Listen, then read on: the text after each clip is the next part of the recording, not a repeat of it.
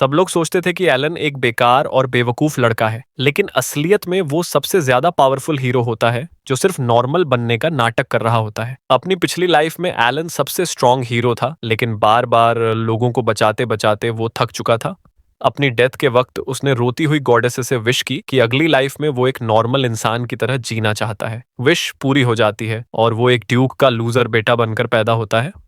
एक दिन एलन अपने रूम में होता है जब उसका भाई दरवाजा पीटकर बताता है कि पापा बुला रहे हैं। एलन जाता है तो उसके पिता उसे इंसल्ट करते हुए कहते हैं कि इतने साल बाद भी उसकी लेवल एक ही है और उसकी स्टैट्स जरा भी बढ़ी नहीं है। ऊपर से उसे कोई डिवाइन गिफ्ट भी नहीं मिला। गुस्से में पिता उसे घर से निकाल देते हैं।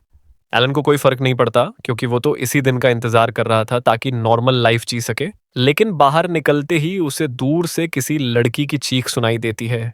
वह मैजिकल आइज से देखता है कि दो लड़कियां मॉन्स्टर्स से घिरी हुई हैं।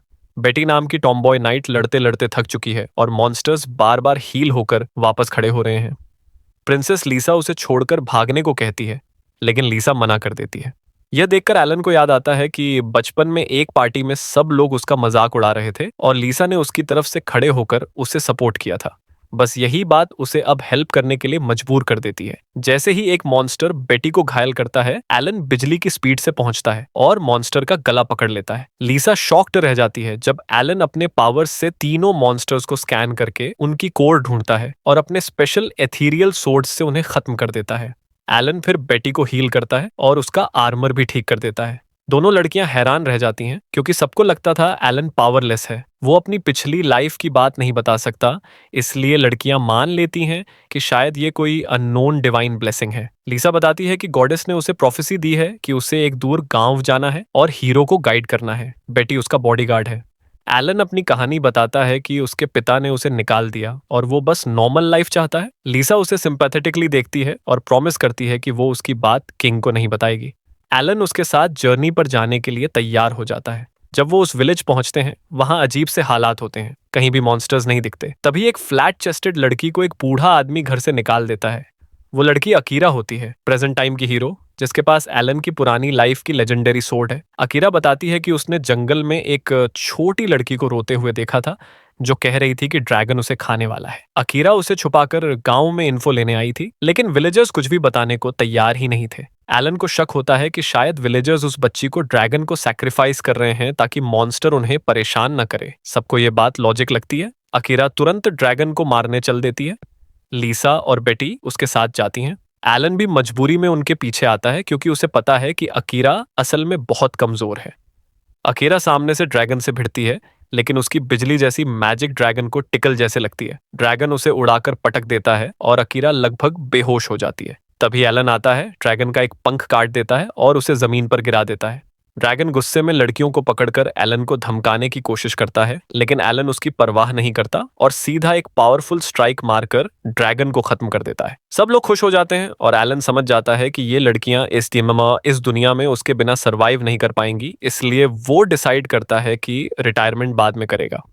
अगली सुबह लीसा उसे जगाती है और बताती है कि उसके पास भी टॉप लेवल हीलिंग पावर्स हैं, लेकिन ये बात उसने किसी को नहीं बताई। एलन उसका सीक्रेट रखने का वादा करता है।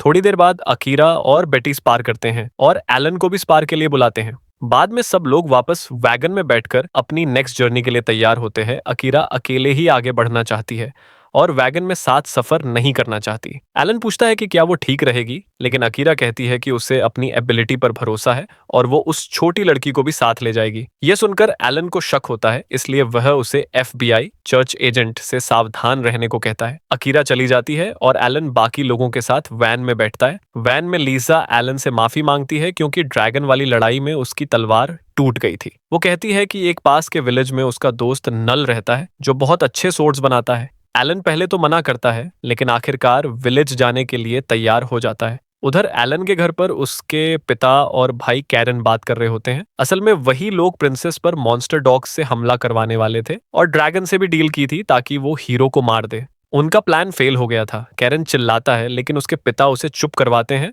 और अपने पुराने बटलर जैसे दिखने वाले आदमी को कहते हैं कि प्रिंसेस की लोकेशन पता करो। विलेज पहुंचकर एलन को शॉक लगता है क्योंकि वहां चारों तरफ अलग अलग तरह के डेमी ह्यूमंस घूम रहे होते हैं। वो नल के घर पहुंचते हैं और उसे जमीन पर बेहोश पड़ा देखते हैं, जिससे लीसा डर जाती है, लेकिन पता चलता है कि नल बस थकी हुई थी। लीसा उसे हील करती है और एलन के लिए सोर्ड बनाने को कहती है, लेकिन नल मना कर देती है क्योंकि उसके पास बहुत कस्टमर्स हैं। जब एलन उसे अपनी टूटी तलवार दिखाता है तो नल पहले उसे इंसल्ट करती है, लेकिन फिर अपनी स्किल से तलवार का पूरा हिस्ट्री चेक करती है और समझ जाती है कि तलवार को उसकी लिमिट तक इस्तेमाल किया गया था। वो इम्प्रेस्ड हो जाती है और एलन के लिए नई तलवार बनाने के लिए मान जाती है और फिर उन्हें बाहर निकाल देती है ताकि वो शांति से काम कर सके। तीनों टाउन में लॉज ढूंढने जाते हैं, लेकिन एक बेवकूफ सी ड्रेस पहनी लड़की उन्हें स्पाई कर रही होती है। वो उसी बटलर के लिए काम करती है। वो रिपोर्ट देती है कि लीसा के साथ एक और लड़का भी है, जिससे बटलर को शक होता है। दिन खत्म होने पर एलन एडवेंचर गिल्ड जाकर ड्रैगन स्केल्स बेचने जाता है। वहां फरी रिसेप्शनिस्ट स्केल देखकर जोर जोर से चिल्लाने लगती है क्योंकि उसने कभी रेड ड्रैगन स्केल नहीं देखा था। यह सुनकर बटलर और वो स्पाई लड़की भी वहां पहुंच जाते हैं। बटलर पूछता है कि एलन को यह स्केल कैसे मिला। एलन सच बताता है कि उसकी पार्टी ने रेड ड्रैगन किंग से लड़ाई की और उसे हराया। बटलर अपनी स्किल से एलन का लेवल चेक करता है और लेवल 1 देखकर उसे बेकार समझ लेता है। वह बाहर जाकर स्पाई लड़की को बताता है कि एलन एक कमजोर इंसान है जो खुद की स्टीक भी नहीं काट सकता, लेकिन लड़की अभी भी सोचती है कि एलन कुछ छुपा रहा है। अगली सुबह वे नल के पास वापस जाते हैं और उसे फिर जमीन पर गिरे हुए पाते हैं। लीसा उसे दोबारा हील करती है और नल बताती है कि एलन की नई तलवार तैयार है। एलन उसे उठाता है, एक पतली नीली चमकती तलवार, और वह प्रभावित हो जाता है। नल उत्साह में एलन को जंगल में तलवार टेस्ट करने ले जाना चाहती है, लेकिन लीसा उसे पहले आराम करने को कहती है। फिर सब लोग जंगल में जाते हैं और एलन मॉन्स्टर्स को आसानी से काटकर तलवार टेस्ट करता है।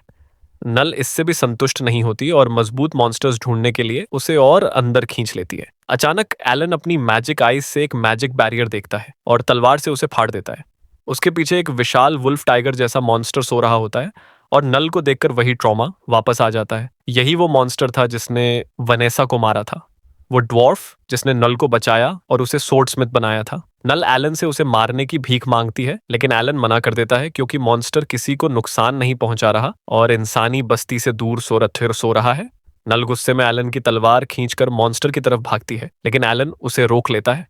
वह बताता है कि मॉन्स्टर के चारों तरफ एक प्रोटेक्शन बैरियर है जिसे सेक्रेड सोर्ड के बिना तोड़ा नहीं जा सकता।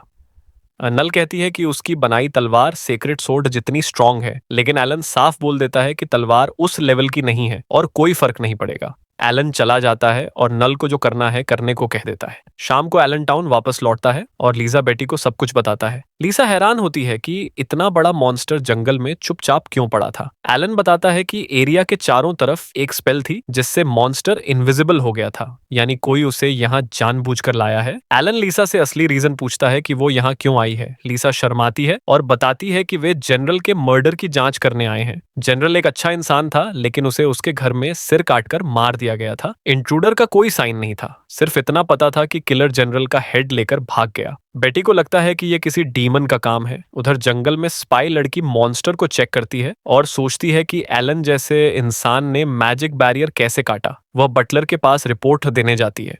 बटलर टाउन छोड़ना चाहता है और लड़की को आदेश देता है कि प्रिंसेस और नल दोनों को मार दो। लड़की शॉक हो जाती है, लेकिन बटलर उसकी गर्दन पर स्लेव कॉलर एक्टिवेट कर देता है, जिससे उसे उसकी बात माननी ही पड़ेगी। उस रात नल फिर से तलवार पर काम करती है। एलन ने उसे जो डिटेल्स दी थी वह उन सबको ध्यान में रखकर नई ब्लेड बनाती रहती है। मेहनत करते करते वह बेहोश होकर सो जाती है। सपने में वह फिर उस दिन की पूरी घटना देखती है, कैसे वुल्फ और बटलर ने उनकी जगह पर हमला किया था, कैसे वनेसा की तलवार मॉन्स्टर को छूते ही टूट गई थी और कैसे हीरो ने आकर नल को बचाया था। वो याद करती है कि वनेसा कितनी मेहनत करती थी और यह सोचकर रोती है कि उसकी बनाई हुई ब्लेड टूट गई थी। नल जागती है, काफी हल्का महसूस करती है और सोचती है कि शायद लीसा ने हील किया होगा, लेकिन असल में एलन ने रात में उसे हील किया था। आखिरकार नल नई तलवार पूरी कर लेती है। अब उसे यकीन होता है कि यह सेक्रेड सोर्ड जैसी स्ट्रांग है। वह रात को अकेले बाहर निकलती है ताकि मॉन्स्टर को मार सके। मॉन्स्टर की तरफ से नोल को जैसे ही मौका मिला, वो सोते हुए वुल्फ पर झपटने की कोशिश करती है, लेकिन वुल्फ उसे महसूस कर लेता है और जोर से मारकर उसे पेड़ से टकरा देता है। वह बड़ी मुश्किल से खड़ी होती है, तभी बटलर वहां आकर उसकी ताकत की तारीफ करता है कि इतने तेज वार में ज्यादातर लोग तो मर जाते हैं, नोल फिर से वुल्फ पर हमला करती है, लेकिन खराब एनिमेशन की स्पीड से वुल्फ उसके वॉर बचाकर पीछे से लात मार देता है। बटलर उसे आखिरी दुआ करने को कहता है। तभी वुल्फ उसके ऊपर वॉर करने ही वाला था कि एलन वहां आ जाता है और एक वार में वुल्फ को उड़ा देता है। बटलर हंसते हुए बताता है कि ये सब उसी की प्लानिंग थी। असल में वो लोवली गर्ल प्रिंसेस के कमरे में जाकर उसे सोते हुए खत्म करने जा रही थी, लेकिन उसे पलंग खाली मिला। तभी बेट्टी और लीसा उसे पीछे से पकड़ लेती हैं, क्योंकि एलन ने जो बैरियर लगाया था उससे इनविजिबिलिटी स्पेल काम नहीं कर रहा था। लोवली उन पर हमला करती है, लेकिन बेट्टी उसे रोक लेती है। लड़ाई के बीच बेट्टी उसे लगभग खत्म कर देती, तभी प्रिंसेस उसे रोक लेती है। इसी मौके का फायदा उठाकर लोवली बेट्टी को चोट मारती है और लीसा को पकड़ लेती है, लेकिन उसे मारने से पहले ही रुक जाती है। प्रिंसेस को समझ आता है कि ये लड़की मजबूरी में लड़ रही है। बेट्टी पीछे से मारकर उसे बेहोश कर देती है। उधर बटलर वुल्फ को एलन और नोल दोनों को मारने का आदेश देता है, लेकिन इस बार एलन आसानी से वुल्फ को काटकर मार देता है। बटलर डरकर भाग जाता है। एलन नोल को वापस शहर लाता है, जहां लीसा मिल जाती है। फिर वे लोवली से पूछताछ करते हैं। पता चलता है कि बटलर ने उसके गांव पर हमला करके सबको मार दिया था और उसे गुलाम बना दिया गया था, इसलिए वह मजबूर थी। यह सुनकर नोल को अपना बचपन याद आ जाता है। वो लोवली को आजाद करती है और उसे अपने घर ले जाने का फैसला लेती है। लड़की रो पड़ती है और खुश हो जाती है।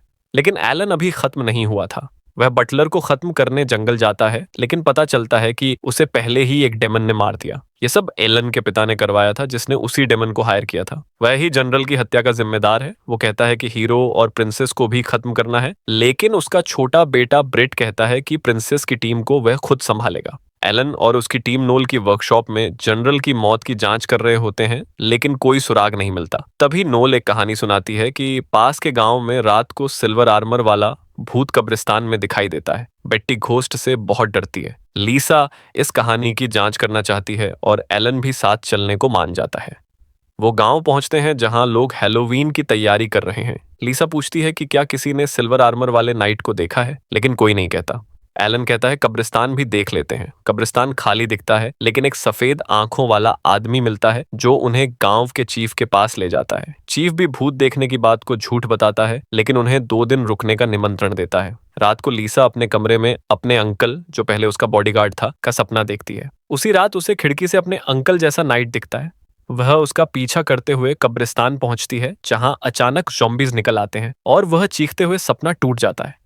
वह डरकर एलन से लिपट जाती है। अगली शाम त्योहार। सफेद आंखों वाला आदमी उन्हें फिर बुलाता है। लीसा साथ नहीं जाती। उसी समय अजीब सा धुआं उसके पास आता है और उसे अपने अंकल की आवाज सुनाई देती है। वह उसका पीछा करते हुए जंगल में चली जाती है, जहां सच में सिल्वर आर्मर वाला अंकल खड़ा होता है। वो कहता है कि राजा, लीसा का पिता, उसे मारना चाहता है क्योंकि लीसा गिफ्टेड है, लेकिन लीसा उसके शब्दों पर आसानी से भरोसा नहीं करती। तभी अंकल अपना असली रूप दिखाता है और डार्क मैजिक से उड़ने लगता है और लीसा पर हमला करता है। तभी एलन आता है और उसे बचाता है। एलन बताता है कि नाइट को डेमन ने कंट्रोल किया हुआ है। वह स्पेल तोड़ देता है। अंकल बताता है कि वह पहले ही मर चुका है और उसने जो बातें बोली वो सब झूठ थीं। वह एलन से लीसा का ख्याल रखने को कहता है और अंतिम बार उससे स्पेयर करने की इच्छा रखता है। लड़ाई के बाद वह एलन से हार जाता है और लीसा की गोद में मरने से पहले उससे कहता है कि वह उसे बेटी की तरह मानता था।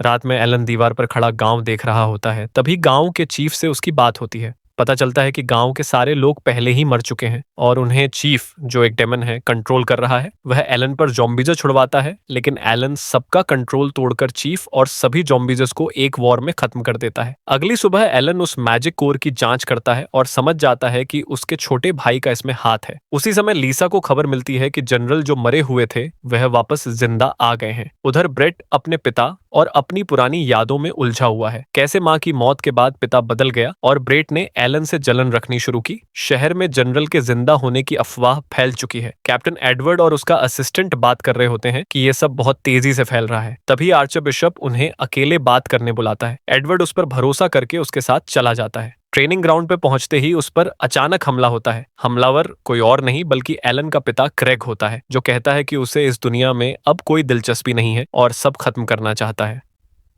उधर ब्रेट अपनी तरफ से बड़े प्लान का हिस्सा बनने जा रहा होता है।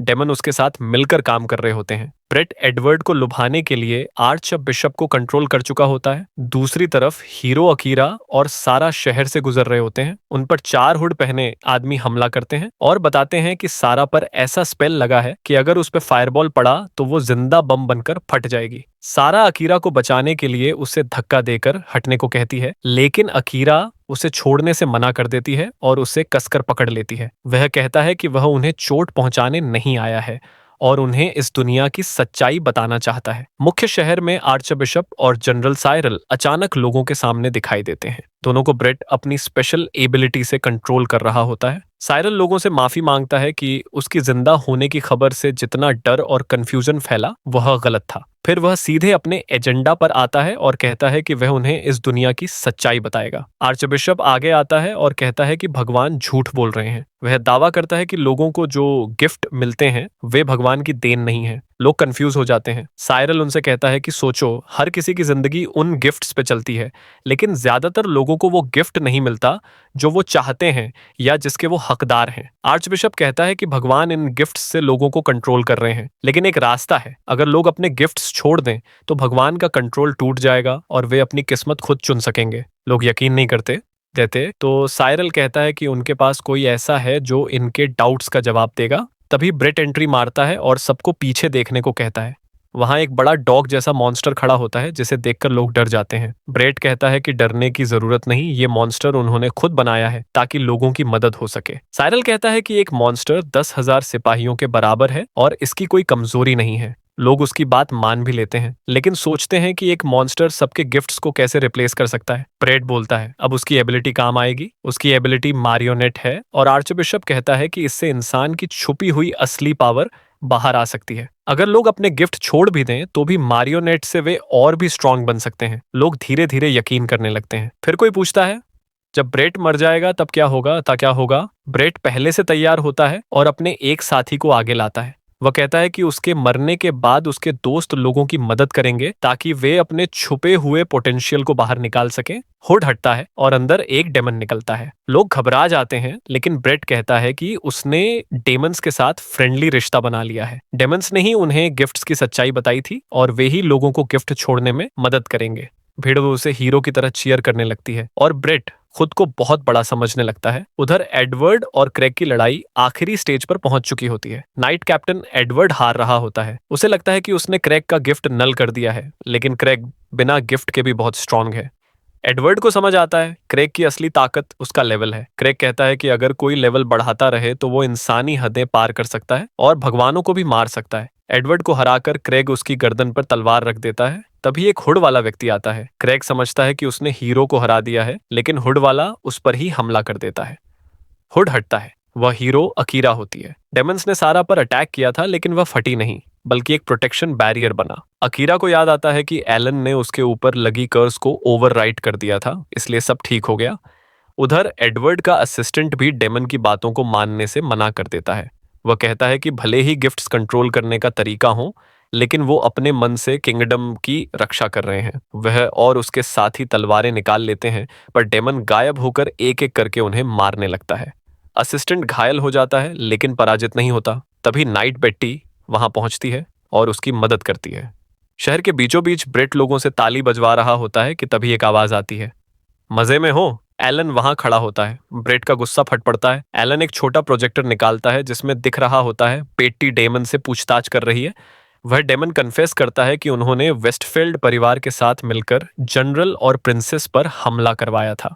लोवली एक डिवाइस से यह सब लाइव एलन तक भेज रही होती है। पूरा शहर यह सुन लेता है और ब्रेट घबरा जाता है। वह गुस्से में चीखता है कि एलन उसके प्लान में रुकावट क्यों बन रहा है।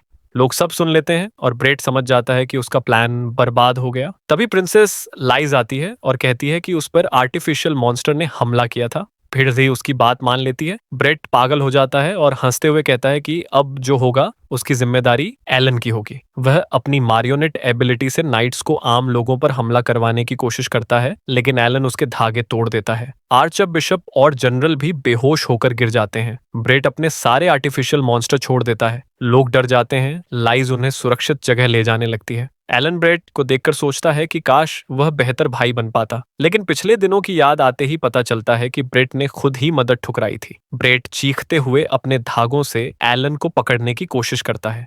एलन धागे पकड़कर उसे अपनी तरफ खींचता है और एक ही पंच में बेहोश कर देता है। उधर बेट्टी और डेमन की लड़ाई चल रही होती है। लोवली उसकी मदद कर रही होती है और बेट्टी बार बार अदृश्य होकर अटैक कर रही होती है। डेमन भागने की कोशिश करता है पर लोवली उसे चाकू मारकर रोक देती है और बेट्टी दिल पर वार करके उसे मार देती है। असिस्टेंट उसके सामने घुटने टेक कर शुक्रिया कहता है। तभी एनेल कुछ हथियार लेकर पहुंचती है और सबको बताती है कि शहर में कई जगह डेमन हमला कर रहे हैं और लड़ने वालों को लड़ना ही पड़ेगा। अकीरा और एडवर्ड क्रेग का सामना कर रहे होते हैं। क्रेग डार्क ऑरा फैला रहा होता है और उनके हर मूव को पढ़ लेता है। एडवर्ड बताता है कि क्रेग का गिफ्ट अंडरटेकर है, जिससे वह कई भविष्य देख सकता है, लेकिन इससे दिमाग पर बहुत दबाव पड़ता है। एडवर्ड कहता है कि उसकी पत्नी ऐसा सब नहीं चाहती। क्रेग रोते हुए बताता है कि उसने कई बार अपनी पत्नी की मौत का भविष्य देखा था, लेकिन चाहे जो करे वह उसे रोक नहीं सका। उसकी पत्नी मैरियल का गिफ्ट सेक्रेड मदर था, जिससे वह एक हीरो को जन्म देने वाली थी, लेकिन उसके बजाय उसने एलन को जन्म दिया, जिसे कोई गिफ्ट नहीं मिला। वह कहता है कि उसकी पत्नी का गिफ्ट, उसकी मौत, सब बेकार हो गया। क्रेग पागलपन में डार्क मैजिक बढ़ाता है और अकीरा को जोरदार बीएम से उड़ा देता है। अकीरा बेहोश हो जाती है। एडवर्ड अकेला रह जाता है और क्रेग उसे भी डार्क बीएम से मार देता है। एडवर्ड खुद को क्रेग की दर्द भरी यादों की दुनिया में पाता है, दुख के बुलबुले उठते हुए। वह रोते हुए कहता है कि उसे क्रेग का दर्द समझ नहीं आया। डार्क ऑरा टूट जाता है। एडवर्ड सोचता है कि उसने क्रेग को बचा लिया, लेकिन अगले ही पल क्रेग उसे सीधा दिल में छुरा घोंप देता है। अकीरा चिल्ला उठती है। क्रेग कहता है अब हीरो की बारी है। वह बीम चलाता है, लेकिन वह हिट नहीं करता क्योंकि एलन उसके सामने आ जाता है। क्रेग गुस्सा करता है कि उसका नाकाम बेटा रास्ते में आया है। एलन कहता है कि वह खुद ये काम नहीं करना चाहता था। क्रेग डार्क बीम चलाता है, लेकिन एलन उसे आसानी से रोक देता है। क्रेग हैरान है कि उसकी नफरत से भरी ताकत को एलन कैसे रोक रहा है। एलन कहता है मैं फेलियर हूं, लेकिन कुछ लोग हैं जिन्हें मैं छोड़ नहीं सकता। माँ चाहती कि मैं सबकी मदद करूं। क्रेग और भी गुस्से में आ जाता है। वह पूरी डार्क एनर्जी छोड़ देता है और आसमान को काला कर देता है। शहर अंधेरे में डूब जाता है। लोग घबरा जाते हैं, लेकिन लाइस कहती है कि एलन पर भरोसा रखें। एलन अपनी पूरी ताकत छोड़कर फ्लैश अटैक से क्रेग की तरफ दौड़ता है। डार्क टेंटिकल उसे पकड़ लेते हैं और वह अपने पिता की यादों के समुंदर में पहुंच जाता है, सिर्फ काला गोला जिसके अंदर क्रेग कैद होता है। एलन समझता है कि वह भी अपनी पिछली जिंदगियों की तकलीफों में फंसा था, इसलिए वह अपने पिता को समझ सकता है। वह गोले को तोड़ देता है। दुनिया में एक चमकदार रोशनी उठती है और क्रेग की डार्कनेस खत्म हो जाती है। क्रेग बेहद घायल होकर घुटनों पर गिरता है। एक जादुई तितली उसके हाथ पर बैठती है और उसका शरीर राख की तरह बिखरने लगता है। मरने से पहले वह आखिरी बार अपनी पत्नी का नाम लेता है और तितली उसे परलोक ले जाती है। इसके बाद एलन राजा से मिलने जाता है। राजा उसे ड्यूक ऑफ वेस्टफील्ड का टाइटल देना चाहता है, लेकिन एलन मना कर देता है। राजा यह सम्मान के रूप में स्वीकार कर लेता है। उधर एलन नोल और लोवली के साथ निकलने की तैयारी कर रहा होता है कि लाइजा आ जाती है और कहती है कि वह भी साथ चलेगी। वह बताती है कि वह अब लाइजर्स वेस्टफील्ड है और उस इलाकों की जिम्मेदारी अब उसकी है। एलन को उसे मंजूर करना पड़ता है। एनएल पूछती है कि बेट्टी कहाँ है। लाइज बताती है कि बेट्टी रॉयल गार्ड है और अब लाइज रॉयल फैमिली में नहीं है, इसीलिए वह सीधे उसकी सर्विस नहीं कर सकती, लेकिन बेट्टी कोशिश कर रही है कोई रास्ता निकालने की। एलन पूछता है कि वह बेट्टी के बिना ठीक रहेगी। लाइज कहती है कि उसे एलन के साथ ज्यादा सुरक्षित लगता है। वे लोग कैरेज में बैठकर नई जिंदगी की तरफ निकल जाते हैं, लेकिन एक और लड़की है जिसे एलन जैसी ही ताकत मिली हुई है और वह एलन को जानती है। वह सोचती है वह इस दुनिया में क्यों आया है, वह जल्द ही पता लगाएगी। एलन को अपने पिछले जीवन का सपना आता है जहां पंखों वाली परी उसके सामने रो रही होती है। वह कहती है कि उसे हीरो नहीं बनाया क्योंकि वह ये अंत नहीं चाहती थी। वह ये पूछती है कि उसकी आखिरी इच्छा क्या है और एलन नींद से जाग जाता है। वह नीचे आता है जहां लाइज नाश्ता बना रही होती है। तभी एनएल सिर्फ अंडरगारमेंट्स में आ जाती है। लाइज चिल्ला उठती है। एलन कहता है कुछ तो पहन लो। एनएल हंसकर कहती है कि वह उसे इससे भी ज्यादा हालत में देख चुका है। लाइज पैनिक में एलन को हिलाने लगती है। ये कब हुआ? एलन समझाने बैठता है कि एनएल की वर्कशॉप बहुत गर्म थी, इसीलिए उसने कपड़े उतार दिए थे, बस। फिर एनएल याद दिलाती है कि एलन ने उसे नए हथियार टेस्ट करवाने का वादा किया था। लाइजस कहती है कि उसने पेपर वर्क में मदद का वादा किया था। लोवली को उसने साथ में सोने नैप का वादा किया था। एलन अपना सिर पकड़ लेता है, उसे सब याद ही नहीं। तभी एडवेंचर गिल्ड की एक डॉग ईयर्ड लड़की आती है और कहती है कि उसके लिए रिक्वेस्ट्स का पहाड़ लगा है और वह उसे घसीट कर ले जाने लगती है। एलन के साथ लीसा और बाकी लड़कियां भी निकल पड़ती हैं, लेकिन रास्ते में सब आपस में लड़ने लगती हैं कि एलन के साथ ज्यादा समय कौन बिताएगा। एलन सब देखकर शर्मिंदा भी होता है और थक भी जाता है, लेकिन किसी तरह सबका साथ निभा लेता है। बाद में एलन सबको बताता है कि वह थोड़े दिन के लिए एम्पायर जाना चाहता है। अगर रास्ते में उसे कोई अच्छी जगह मिल गई तो वह वहीं बस भी सकता है। लीसा को यह बात पसंद नहीं आती। एनएल लोवी को बताती है कि विक्टर एम्पायर बहुत बड़ा और ताकतवर देश है और उनके राज्य का दोस्त भी है। वहाँ कई बेहतरीन ड्वार्वन स्मिथ्स रहते हैं। एनएल को भी वहां जाने का शौक है, इसलिए वह भी एलन के साथ चलने की जिद करती है। लोवी भी साथ जाने की बात कह देती है और एलन को मजबूरी में हाँ करनी पड़ती है। लीसा को वहीं रहकर काम संभालना था, लेकिन वह बेटी को बुलाकर अपना सारा काम उसके सिर पर डाल देती है और खुद एलन के साथ जाने का फैसला कर लेती है। रास्ते में एनएल पूछती है कि लीसा इतनी जिम्मेदारी छोड़कर कैसे जा रही है, तो लीसा बताती है कि एम्पायर की हालत थोड़ा समय से अजीब है। भले ही वो उनके दोस्त हैं, लेकिन एम्परर बहुत महत्वाकांक्षी है। कुछ महीने पहले जो हालात बने थे उसमें एम्पायर हमला भी कर सकता था, लेकिन उन्होंने कुछ नहीं किया। वह खुद जाकर देखना चाहती है कि असल में चल क्या रहा है। उनकी गाड़ी ऊबड़ खाबड़ पहाड़ी रास्ते से गुजर रही थी जब एलन अचानक गाड़ी रोक देता है, क्योंकि उसे आगे कुछ सैंड वुल्व्स दिखाई देते हैं। एनएल और लोवी बताती हैं कि ये बहुत खतरनाक होते हैं, लेकिन एलन पलक झपकते ही सबको मारकर वापस आ जाता है। वो अंदाजा लगाता है कि शायद किसी ने जानबूझकर ये राक्षस भेजे थे। कुछ दिनों बाद वे एम्पायर के बड़े शहर में पहुंचते हैं। भीड़ भाड़ तो है, लेकिन एलन को माहौल थोड़ा डरावना लगता है। शहर में बहुत ज्यादा गार्ड हैं। तभी एलन की टक्कर एक रेड हेड लड़की से होती है। वह हीना होती है। दोनों एक दूसरे को पहचान जाते हैं। हीना पूछती है वह यहाँ क्या कर रहा है, और एलन पूछता है कि एक मार्किस की बेटी अपने गार्ड्स के बिना शहर में क्या कर रही है। एलन की लड़कियां उसे हीना के साथ देखकर जलने लगती हैं। लीसा भी हीना को पहचान लेती है। हीना उन्हें चेतावनी देती है कि एम्पायर अभी बहुत खतरनाक हालात में है। थोड़ा भी गलत कदम बड़ा खतरा बन सकता है। एम्परर ने ब्लैक वुल्फ नाइट्स को अपनी मनमर्जी से कार्रवाई करने का अधिकार दे दिया है, और ये नाइट्स काफी डरावने हैं। हीना साफ कहती है कि एलन और उसकी लड़कियां तुरंत अपने देश लौट जाएं, लेकिन एलन को हीना में कुछ गड़बड़ लगती है, इसलिए वह उसे फॉलो करता है। एलन समझ जाता है कि हीना वही विंग्ड एंजल है जिसे उसने अपने सपने में देखा था। वह उसे बताती है कि इस दुनिया में उसकी शक्तियां काफी कम हो गई हैं, इसीलिए वह बस इतना कर सकती है कि उसे चेतावनी दे। उसने भी इसी दुनिया में इसीलिए जन्म लिया क्योंकि एलन जहां जाता है मुसीबत पीछे पीछे चली आती है, तो वह उसकी मदद करने आई है। एलन को अपनी लड़कियों को ढूंढते हुए अचानक तेज धमाके की आवाज सुनाई देती है। वह वहां पहुंचता है तो एक आदमी गार्ड से भागता हुआ आता है और एलन को हटने के लिए कहता है। एलन उसे हल्का सा छूता है और वो बेहोश होकर गिर जाता है। तभी उस आदमी की पीठ पर एक काला जादुई सर्कल बनता है और उसका शरीर फटकर मर जाता है। फौरन ब्लैक वुल्फ नाइट्स पहुंचते हैं। उनका कैप्टन एलन से पूछताछ करता है। एलन बताता है कि उसने आदमी को नहीं मारा, लेकिन कैप्टन उसकी बात पर विश्वास नहीं करती। उसके गिफ्ट से वह देख सकती है कि किसी ने कोई गिफ्ट इस्तेमाल किया है या नहीं, लेकिन वह डिमोनिक एनर्जी नहीं देख पाती। एलन समझ जाता है कि उसे शक हो चुका है। वह एलन को पकड़ने की कोशिश करती है, लेकिन एलन लोवी की इनविजिबिलिटी की मदद से गायब हो जाता है। लोवी उसे सीवर में ले जाती है, जहां लीसा, एनएल और हिना उसका इंतजार कर रही होती हैं। हीना नाराज है कि एलन ने उसकी चेतावनी नहीं मानी। वह बताती है कि एम्पायर के सारे गेट्स बंद हो चुके हैं। एलन निकल नहीं सकता। एलन उसे घूरता है और कहता है शायद तुम हमारी मदद कर सकती हो। इसके बाद हीना उन्हें अपने घर ले जाती है। वहां एलन का पुराना बटलर भी होता है, जिसे उसके पागल बाप ने निकाल दिया था। अब हीना ने उसे अपने यहाँ रख लिया है। रात को एलन हीना से पूछता है कि एम्पायर में आखिर चल क्या रहा है। हीना बताती है कि 1 साल पहले एम्परर की हत्या हो गई थी। लीसा समझ जाती है कि यही वजह थी कि एम्पायर ने उनके देश पर हमला नहीं किया। हीना कहती है कि उसे शक है कि हत्या सिर्फ डीमंस या एलन जैसे किसी इंसान ने की होगी। हकीकत में हीना एलन के जन्म के समय से ही उसकी देखभाल कर रही है। वह अपने पुराने जीवन में भी एलन के साथ थी और उसे दुखी होते देखा था, इसलिए वह भी इसी दुनिया में जन्मी ताकि एलन को इस बार खुश रख सके। अगले दिन एनएल बोर हो जाती है और ड्वार्वन वर्कशॉप्स देखना चाहती है, लेकिन हाइना मना कर देती है। एलन कहता है कि ब्लैक वुल्फ नाइट्स सिर्फ उसे ढूंढ रहे हैं, एनएल को नहीं। तो एनएल खुशी खुशी बाहर जाने की तैयारी करती है। वह लोवी को साथ लेकर शहर घूमने निकल जाती है। दोनों दुकानें, वर्कशॉप्स और स्ट्रीट फूड एंजॉय करती हैं, लेकिन एनएल देखती है कि एल्फ उसे घूर रहे हैं। उसे लगता है कि वे उसे क्यूट समझ रहे हैं या उसकी हैं कसाने, लेकिन लोवी उसे वहां से खींच लेती है।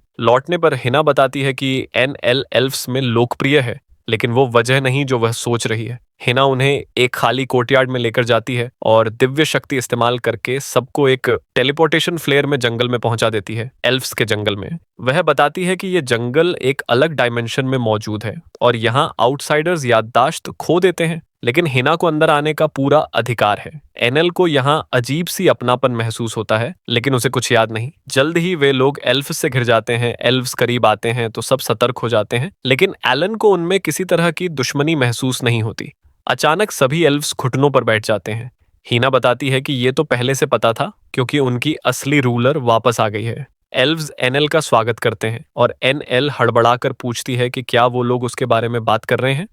एक एल्फ बताता है कि वे लोग काफी समय से उसी का इंतजार कर रहे थे। एनएल को कुछ समझ नहीं आता, लेकिन हीना बताती है कि एनएल ही रॉयल एल्फ ब्लड लाइन की आखिरी सदस्य है।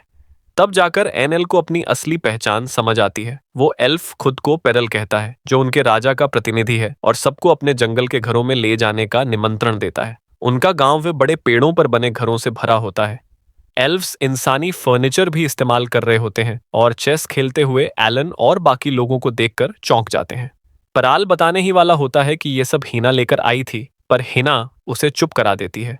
तभी दो सींग वाले छोटे बच्चे भागते हुए आते हैं और एनएल को अपनी चुनी हुई एकॉर्न्स गिफ्ट करते हैं। एनएल हर बच्चे से एक ले लेती है और बच्चे वादा करते हैं कि कल और भी अच्छी चीजें देकर आएंगे। पेरल उन्हें डांट कर भेज देता है और एक और बच्चा फिल, जो पेड़ के पीछे छिपा था, उसे भी बाहर आने को कहता है। फिल सामने आता है, लेकिन पेरल उसे भी भगा देता है, कहता है कि रूलर अब भी व्यस्त है।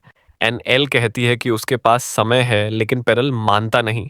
फिल शिकायत करता है कि बाकी बच्चे रूलर से बात कर रहे थे, जबकि वे बुरे लोग हैं। पेरल उसे जोर से डांटता है और वह रोते हुए भाग जाता है। एनएल पूछती है कि वो बुरे लोग से क्या मतलब था, पर पेराल टाल देता है और उन्हें अंदर ले जाता है। उसी समय इंसानी दुनिया में ब्लैक वुल्फ नाइट्स की कैप्टन लिजेट बिल्डिंग से चोरी छुपे बाहर निकलती है और अपने बदतमीज साथी ओसवाल्ड से मिलती है। वो रिपोर्ट देता है कि वह एल्वन फॉरेस्ट नहीं ढूंढ पाया। दोनों में तू तू मैं होती है और फिर ओसवाल्ड फिर से खोज पर निकल जाता है। एल्व्स के गांव में एनएल के स्वागत में बड़ी दावत चल रही होती है। पेरल एलन के बगल में बैठकर बताता है कि रूलर के बिना उनका समय बहुत मुश्किल था। एल्व्स अपने रूलर की सेवा किए बिना न तो बढ़ते हैं और न ही बच्चे पैदा कर सकते हैं। वह बताता है कि हीना ने उन्हें उम्मीद दी, क्योंकि उसने रॉयल ब्लड लाइन की अंतिम उत्तराधिकारी एनएल के बारे में बताया था। हीना ने ही एल्व्स को इंसानों की संस्कृति से मिलवाया था। उसने फर्नीचर, गेम्स और बाकी चीजें लाकर उन्हें इंसानों को समझने में मदद की। एलन पूछता है कि क्या हॉर्न वाले बच्चे भी हीना लेकर आई थी। एलन को पता है कि वे बच्चे डीमन हैं, लेकिन वह बताता है कि उसे डीमन से कोई नफरत नहीं। वह बस जानना चाहता है कि डीमन बच्चे एल्व्स के बीच इतने शांति से कैसे रह रहे हैं। पेराल बताता है कि 3 साल पहले हीना 2 डीमन बच्चों को लाई थी, जिन्हें इंसानों ने मारने की कोशिश की थी। एल्व्स को शुरू में यह पसंद नहीं था, लेकिन हीना ने कहा कि अगर वे अलग अलग जातियों के लोगों के साथ रहेंगे तो वे बिना रूलर के भी बढ़ेंगे। इसलिए सबने अनमने मन से उन डीमन बच्चों को रख लिया, लेकिन ज्यादातर अब भी उन्हें स्वीकार नहीं करते। दावत के बाद एनएल परेशान हो जाती है, क्योंकि सब हर बात में उसे रूलर बनाने की कोशिश कर रहे हैं। लोवी उससे पूछती है कि क्या वह सच में रूलर बनने वाली है, और एनएल कहती है कि उसे खुद भी नहीं मालूम। एलन माहौल भारी होता देखकर कहता है कि सबको आराम करना चाहिए, और चुपके से हीना को इशारा करता है कि बाद में उससे बात करनी है। एनएल अकेली बैठकर सोचती है कि वो क्या फैसला ले। उसने अपनी गुरु वनेसा का सपना पूरा कर लिया, अल्टीमेट सोर्ड बनाकर। अब उसका खुद का कोई लक्ष्य नहीं बचा। वह ताजी हवा के लिए बाहर चली जाती है। एलन खिड़की से उसे देख रहा होता है। तभी हीना एलन के कमरे में आती है और मस्ती में पूछती है कि क्या एलन ने उसे अपने कमरे में बुलाया था। एलन मजाक में उसे चलता कर देता है। हीना पहले गुस्सा होती है, फिर शांत होकर पूछती है कि आखिर एलन को क्या चाहिए। एलन डीमन बच्चों के बारे में पूछता है। हीना बताती है कि डीमंस असल में अलग जाति नहीं है। जब किसी इंसान के दिल में इतनी नफरत भर जाती है कि वह दुनिया को मरता हुआ देखना चाहता है, तब दुनिया की इच्छा उसे डीमन मान लेती है। डीमन बच्चे अलग होते हैं। वे डीमन माता पिता से पैदा होते हैं, जो उन्हें जन्म लेते ही छोड़ देते हैं। सब लोग डीमन बच्चों को जन्म से ही मारने लगते हैं, इसलिए उनमें डर, नफरत और सर्वाइवल की वजह से नफरत का चक्र बढ़ता जाता है। हीना बताती है कि उसने इन्हें इंसानों से भागते देखा था और बचा लिया। एलन मुस्कुराता है और कहता है कि उससे पहले ही अंदाजा था कि हाइना ऐसा ही करेगी। अगले दिन पराल सबको एक रहस्यमयी झील पर लेकर जाता है। एनएल अभी भी उलझन में है। पराल कहता है कि उसे जबरदस्ती रूलर बनने की गिल्ट नहीं लेनी चाहिए। एल्व्स अब खुद से जीना सीख रहे हैं। तभी डीमन बच्चे वह चमकदार पत्थर लेकर आते हैं जो उन्होंने वादा किया था। हीना बताती है कि ये स्पिरिट स्टोन्स हैं, एल्व्स की शक्ति का क्रिस्टल। अचानक फिल आता है और स्टोन छीन कर फेंक देता है। वह डीमन बच्चों को रूलर के पास आने से रोकता है। डीमन बच्चे रोने लगते हैं और एनएल उन्हें सांत्वना देती है। पराल फिल को गुस्से से डांटता है, लेकिन फिल फिर भाग जाता है। एलन समझ जाता है कि एल्व्स के दिल में डीमंस के लिए गहरी नफरत है। हीना भी कहती है कि सिर्फ एल्व्स ही नहीं, लीसा जैसी दयालु लड़की भी डीमन बच्चों से घुलने को लेकर हिचकिचा रही है। हिना बाद में शहर में फिल को रोता हुआ पाती है। वह उसे प्यार से समझाती है कि डीमन बच्चों ने उसका कुछ नहीं बिगाड़ा और वे भी रूलर को उतना ही पसंद करते हैं जितना फिल करता है। हिना उसे समझाती है कि उसे बच्चों से दोस्ती करनी चाहिए, वे उससे छोटे हैं। फिल को बात समझ आती है, लेकिन जैसे ही वह उठता है ऑसवाल्ड उसके सामने आ जाता है और उसे पकड़ लेता है। वह फिल को जंगल का रास्ता बताने के लिए धमकाता है। इधर एल्व्स के गांव में रूलर के सम्मान में बड़ा उत्सव चल रहा है। सब खुश हैं, लेकिन एनएल उदास दिखती है। हिना एलन से पूछती है कि क्या एनएल ठीक है। एलन कहता है कि कोई भी उसकी जगह होता तो भूख उड़ जाती, लेकिन असल में एनएल इसलिए नहीं खा रही क्योंकि उसे फल सब्जियां नहीं मांस खाना है। हिना कहती है कि उसे अब जाना चाहिए और परल को मेहमानों को दिखाने का काम देती है। एलन पूछता है कि बात क्या है। परल बताता है कि फिल जंगल से बाहर गया है और लौट कर नहीं आया। हिना शहर में फिल को ढूंढती है लेकिन उसे नहीं पाती। एलन और बाकी लोग लौटते हुए एल्व्स को बहुत आलसी पाते हैं। परल समझाता है कि एल्व्स बहुत लंबा जीते हैं और धीरे बढ़ते हैं, इसलिए मेहनत का उन्हें जज्बा नहीं होता। लोवी पूछती है कि वे खाना कैसे पाते हैं, तो पेरल हाथ बढ़ाता है और सेब उभर आता है। वह बताता है कि जंगल और एल्व्स एक हैं, जब वे चाहें जंगल उन्हें खाना दे देता है। एलन अपनी मैजिक आइज से देखता है कि एल्व्स और जंगल की ऊर्जा एक जैसी है। पेरल एनएल से पूछता है कि उसे जंगल कैसा लगा। वह कहती है कि अच्छा है, लेकिन कुछ कमी है। एलन अचानक पूछता है कि क्या वह भी यहाँ रह सकता है। वह लीसा से कहता है कि वह हमेशा से शांत जगह ढूंढ रहा था और इससे अच्छी जगह क्या होगी। पेरल कहता है कि यहाँ रहने के लिए एलन को साबित करना होगा कि वह उनमें से एक है और ये फैसला जंगल करता है, एल्व्स नहीं। एलन कहता है कि वह सच में रहना चाहता है। पेरल उसे टाल देता है। एनएल डीमन बच्चों के बारे में पूछती है और पेरल कहता है कि वे बस थोड़े समय के मेहमान हैं। एलन इसी लूपहोल पर पकड़ लेता है, पूछता है कि क्या वह भी थोड़े समय के लिए रह सकता है। पेरल कहता है थोड़ा समय यानी 100 साल। लीसा हक्का बक्का रह जाती है। तभी हवा चलती है और पेरल को जंगल से संदेश मिलता है, कोई नया मेहमान आया है। पेराल उसे लेने चला जाता है। एलन एनएल से कहता है कि वे वापस गांव चलते हैं, लेकिन एनएल जंगल एक्सप्लोर करना चाहती है। एलन डरता है कि कहीं एम्पायर का कोई न मिल जाए। वे लोग घर लौट जाते हैं। एनएल और लोवी चेस खेलती हैं, लोवी अपने खुद के बनाए नियमों से। लिसा एलन से पूछती है कि क्या वह सच में यहीं रहना चाहता है। एलन कहता है कि वह सोच रहा है। लीसा जल जाती है, कहती है कि जरूर हीना की वजह से रहना चाहता है। एलन उसे शांत करवाता है। दूसरी तरफ हाइना अपने मैंशन लौटती है और वहां लिजेट उसका इंतजार कर रही होती है। लिजेट कहती है कि उन्हें पता चला है कि हीना एक ऐसे सस्पेक्ट को छुपा रही है जो एम्परर की हत्या में शामिल है। हीना अनजान बनने की कोशिश करती है, लेकिन लिजेट कहती है कि सस्पेक्ट शहर में था और अचानक गायब हो गया। वह जंगल में गया होगा और वहां जाने का तरीका सिर्फ हीना को पता है। नाइट उसकी घर की तलाशी लेने लगते हैं। उधर ऑसवाल्ड फिल को लेकर एल्विन फॉरेस्ट पहुंच चुका होता है। पेरल समझ जाता है कि उसने बच्चे को ढाल बनाकर रास्ता ढूंढा है। ऑसवाल्ड उसे धमकाता है कि यहाँ एक अपराधी छिपा है। पेरल सच बताता है, लेकिन ऑसवाल्ड गुस्से में उसका कॉलर पकड़ लेता है। डीमन बच्चे आकर ऑसवाल्ड को फल देते हैं। वह उन्हें डीमन पहचान लेता है और खुश होता है कि क्रिमिनल तो नहीं मिला, लेकिन डीमंस मिल गए हैं। पेराल गिड़गिड़ाता है कि बच्चों को छोड़ दो, लेकिन ऑसवाल्ड उंगलियां चटकाता है और एक बड़ा धमाका कर देता है। एनएल को जंगल की ऊर्जा के जरिए ये सब महसूस होता है। डीमन बच्चों के स्पिरिट स्टोन्स चमकने लगते हैं। एनएल फैसला करती है कि ये बर्दाश्त से बाहर है। वह दौड़ पड़ती है, लोई भी उसके पीछे। एलन भी सोच विचार के बाद दौड़ता है। पेरल बच्चों को ढाल बनाकर बचाता है। ऑसवाल्ड फिर हमला करता है। फिल दौड़कर डीमन बच्चों की रक्षा करने आता है। ऑसवाल्ड उसे मारने ही वाला होता है कि पीछे से हथौड़ा पड़ता है। एनएल पहुंच चुकी होती है। ऑसवाल्ड उसे रूलर समझ लेता है, लेकिन एनएल कहती है कि वह सिर्फ एक सोर्डस्मिथ है। वह उसे जंगल छोड़ने को कहती है। ऑसवाल्ड बार बार उंगलियां चटकाकर एक्सप्लोजन करता है और लोई एनएल को बचाती रहती है। पेरल जादुई तलवार बनाकर लड़ने आता है, लेकिन ऑसवाल्ड उसे हरा देता है। तभी एलन पहुंचता है और एक झटके में उसका वार रोक देता है। एलन कहता है कि उसने आखिर एक शांत जगह ढूंढ ही ली थी, लेकिन यहाँ भी मूर्ख लोग आ गए। ऑसवाल्ड एलन की इंसल्ट बर्दाश्त नहीं करता और अटैक करता है, लेकिन एलन उसकी एक्सप्लोजन एबिलिटी को अपनी मैजिक आइज से काट देता है। ऑसवाल्ड अब एनएल को निशाना बनाता है, लेकिन एलन उसकी इनविजिबल चेन और फ्लेम अटैक को भी काट देता है। एलन एक पल में उसके पीछे पहुंचकर उससे हरा देता है। लीसा फिल को ठीक करती है। फिल और डीमन बच्चे अब दोस्त बन जाते हैं। लीसा कहती है कि बच्चे किसी भी जाति से हों, मासूम पैदा होते हैं, और एलन उसकी बात पर मुस्कुराता है। लोवी ऑसवाल्ड की हालत देखती है और सोचती है कि अब क्या होगा। नाइट को हराना यानी एम्पायर से टकराव। एलन कहता है कि हीना अब जरूर डांटेगी, और सच में हीना आती है। सब घबरा जाते हैं और वह एलन को जमकर सुनाती है। फिर कहती है कि वह इसका हल निकाल लेगी और एक खुशखबरी देती है, शहर के रास्ते फिर खुल गए हैं। एलन को यह सुनकर अजीब लगता है। पेरल एनएल से पूछता है कि क्या वह यहीं नहीं रहना चाहती। एनएल कहती है कि रूलर बनने से पहले उसे दुनिया देखनी है और समझना है कि वह क्या बनना चाहती है। पेरल कहता है कि वे उसका इंतजार करेंगे। सब अलविदा कहते हुए निकल जाते हैं, लेकिन उन्हें पता नहीं कि हिना को एलन की सुरक्षा के लिए लिजेट से की गई डील की वजह से गिरफ्तार किया जा चुका है। उस पर एम्परर की हत्या का आरोप है। दोस्तों, अगर वीडियो पसंद आई हो तो लाइक, शेयर और सब्सक्राइब जरूर कर दें। बेल आइकॉन दबाना मत भूलना ताकि नेक्स्ट वीडियो आते ही आपको सबसे पहले मिले। मिलते हैं नली कहानी अगले एडवेंचर के साथ। तब तक अपना ख्याल रखो और ऑसम बने रहो।